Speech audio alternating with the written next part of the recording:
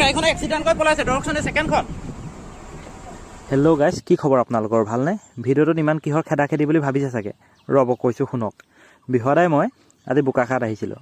বোকাখাট মানে বিশেষ কাম এটাত আহিছিলোঁ। কামটো মানে হ'ল মাৰ দৰৱ নিবলৈ আহিছিলোঁ বোকাখাট। ফাৰ্মাচীখনত মানুহ নাছিলে কাৰণে মাৰ দৰৱ লোৱা সোনকালে হৈ গ'ল। সেইটো কাৰণে সোনকালে ঘৰমুৱা হওঁ বুলি ঘূৰি আহিলোঁ। কিন্তু ৰাস্তাত আহোঁতে যে আমাৰ লগত এনেকুৱা এটা ঘটনা আমি দেখিবলৈ পাম ভবা নাছিলোঁ। পিছৰখিনি আপোনালোকে নিজেই চাই লওক।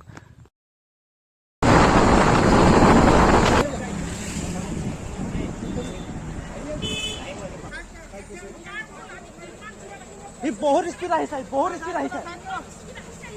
চাইড কৰ তই। তই নৰখালি কেলে?